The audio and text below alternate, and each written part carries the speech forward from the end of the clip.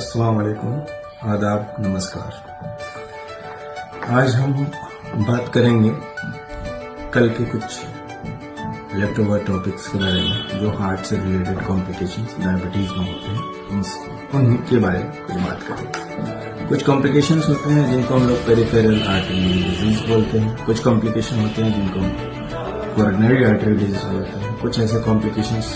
जो blood pressure, high blood pressure की वजह से आ जाते हैं, कुछ वैसे कॉम्प्लिकेशंस होते हैं जो डिस्लिपिडीमिया की वजह से आते हैं,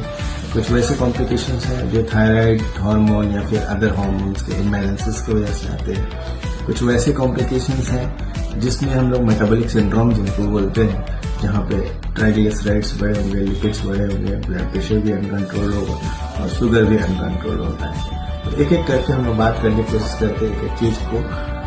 समझने की कोशिश करते हैं कि आखिर ये होता कैसे है और इसको कैसे रोका जा सकता है। जैसे कि सीडीसी या फिर जो भी बड़े अपेक्स बॉडीज हैं जो वर्ल्ड में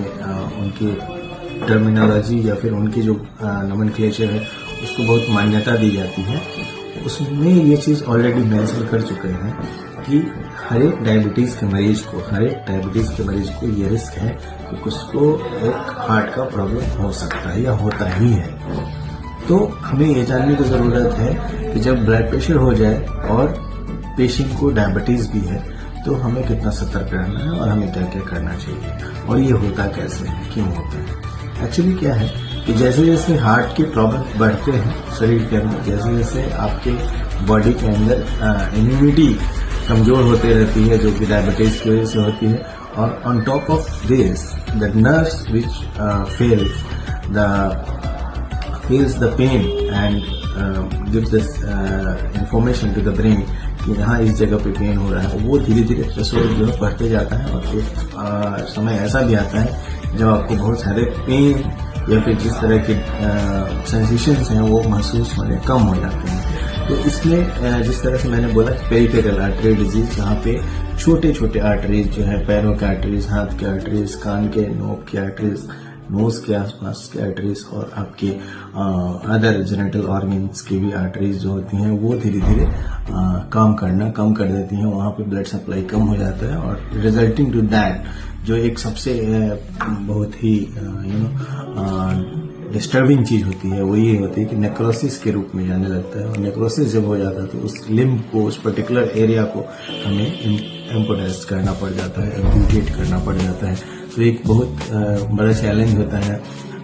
आज जहाँ पे हम लोग देख रहे हैं कि इंडिया में जिस तरह से पॉपुलेशन डायबिटीज का बढ़ा है, जितना बढ़ गया है और हमारे यहाँ इस तरह के कंडीशंस हो रहे हैं, तो सिमिलर वे में अगर हम देखें कि इसको कैसे हम रोक सकते हैं, कैसे हम ये कर सकते हैं, तो पहली बार में आप जब भी डायबिटीज से डायग्नोज होते हैं, जब भी आपको डायबिटीज बीमारी का पता चल जाता है, तो ये कोशिश करना है, ये जानना है कि हमें कौन कौन से टेस्ट कराने चाहिए। उसमें सबसे पहले आपके हार्ट के टेस्ट बहुत जरूरी है, फास्टिंग लिपिड प्रोफाइल करवा लीजिए। शुगर की अच्छे से मॉनिटरिंग करवाने के लिए आप हमेशा फास्टिंग शुगर कराते रहिए, HbA1c कराते रहिए,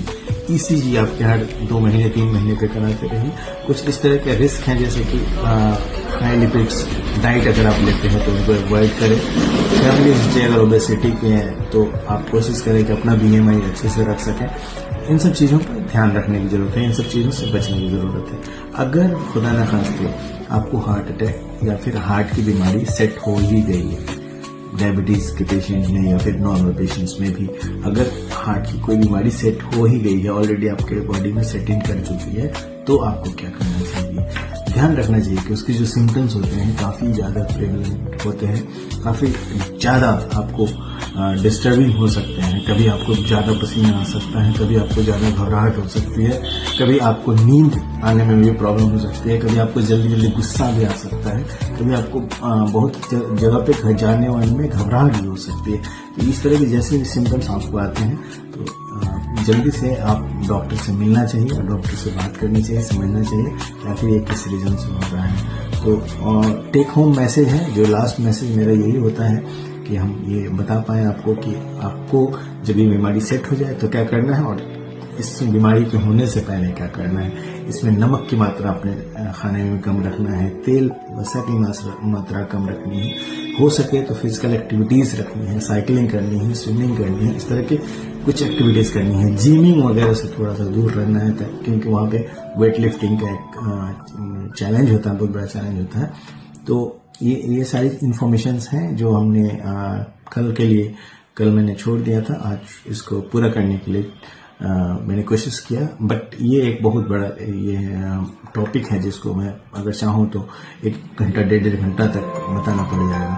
थैंक यू इतना सुनने के लिए, और आप स्वस्थ रहे, खुश रहे। नमस्कार।